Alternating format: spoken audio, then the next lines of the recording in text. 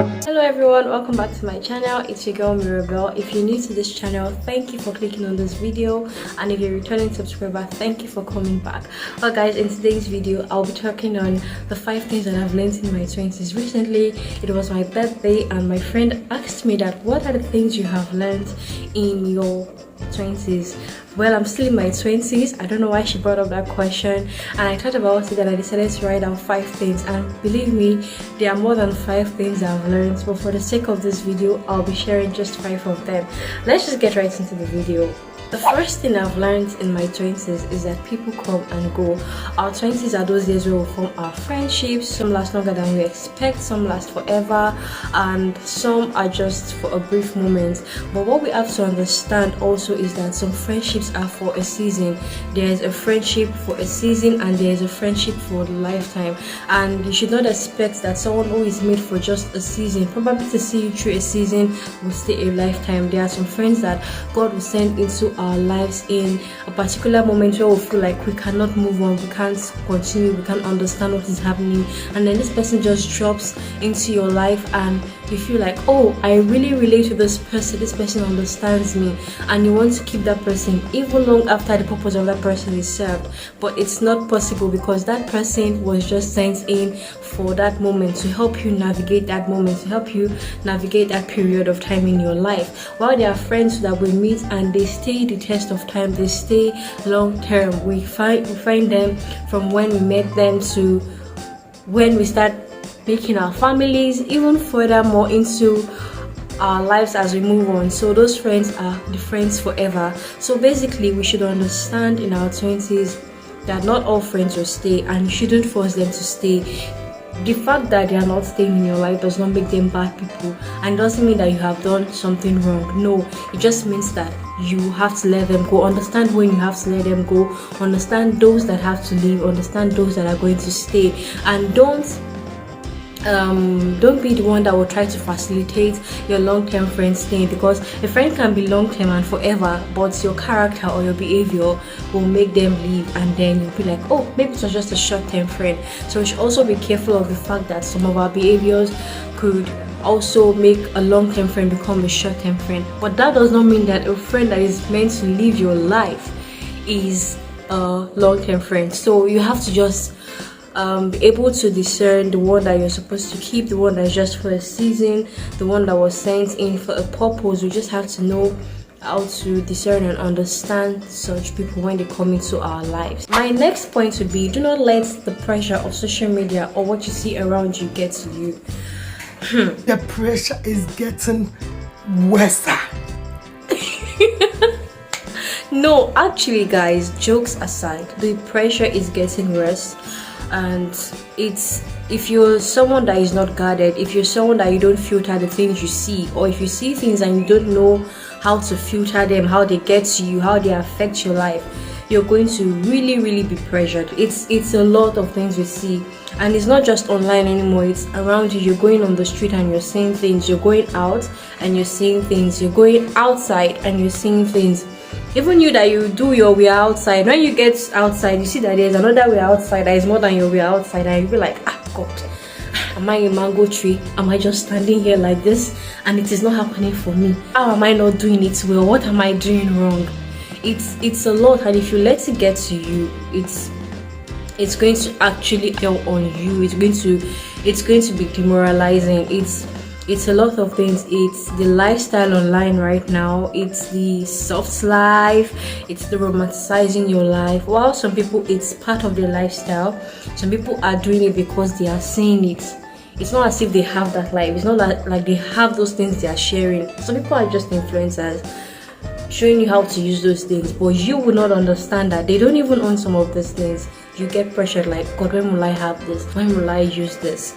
You know, some people, they have learned how to imbibe these things into their culture. It's their way of life. It's quite understandable, of which you should not let it put the pressure on you. But some people don't have these things. Some things are just make believe, some things are just for you to see. I think I came across a post where I don't know, but I'll rephrase it if I can. The person said something like, you don't know me, you know my social media. That was the lady's bio. And that caught my attention, like, wow. So that means if you're seeing things on our social media and you think that this is a lifestyle, chances are you are very, very wrong. You are so wrong.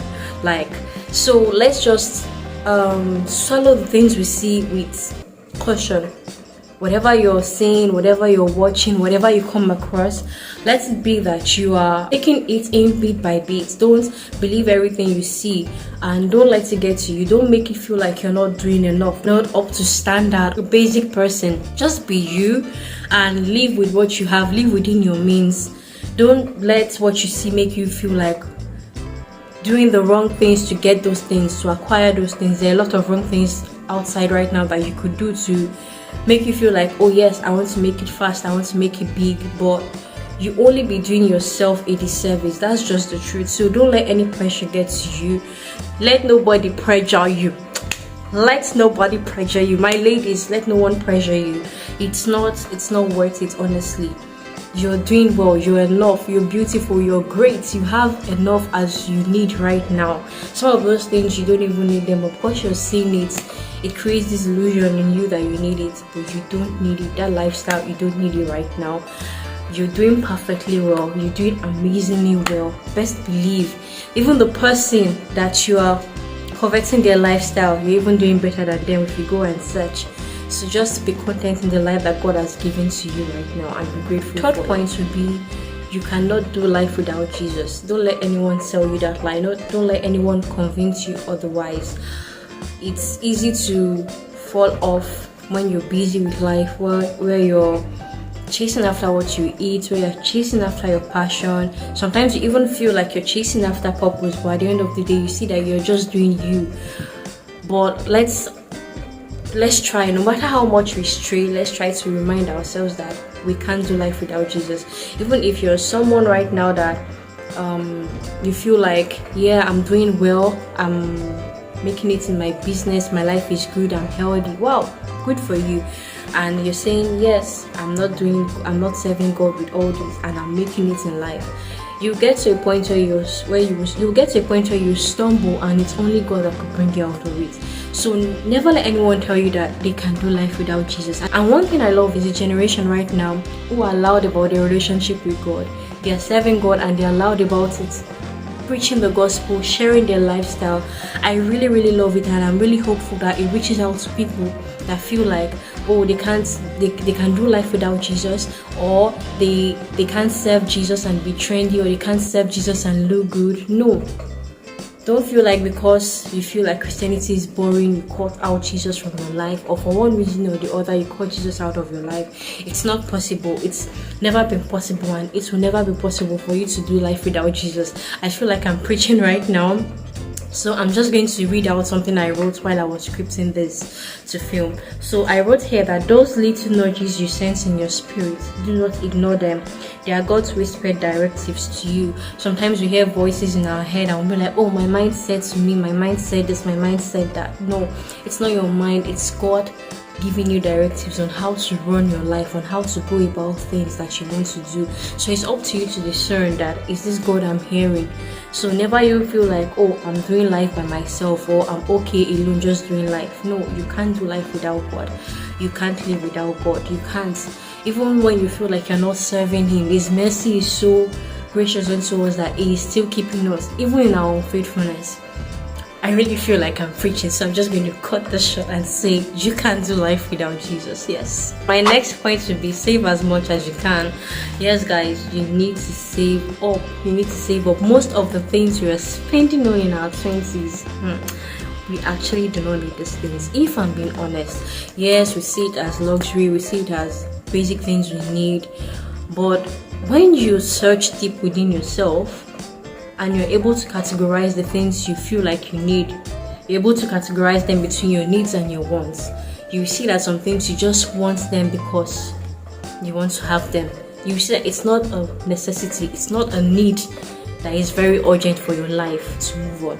So instead of spending money on those frivolous things, those excessive spendings that, you know, you shop for those dresses and you don't even wear them for the next 6 months or so, or something, or you shop for lots of perfumes and you don't use them, or you go out excessively.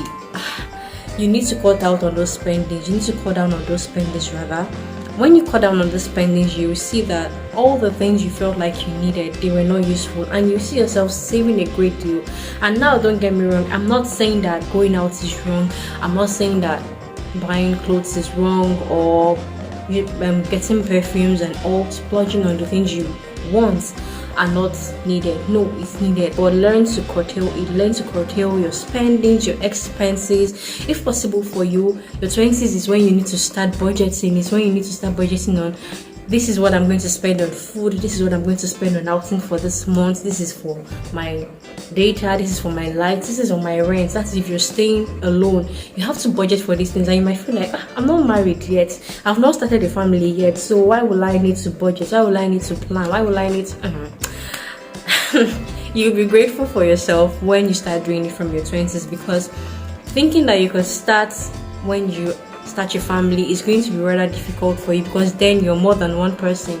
You're two people building a family, you start having kids, and the numbers keep multiplying, and then for you to start saving then might be a little bit difficult. And if you start now, you're going to have something to work with, and you'll be able to invest. You'll be able to keep money aside for important things in your life. So yeah, just cut down all those unnecessary spendings. I feel like you know them yourself already. As I'm speaking, I know that some things are already showing up in your head, like, yes, that blender you wanted to get when you already have a blender in the kitchen, just because it is, the top one that people are using right now, or that designer shoe you want to get right now, it's not fine.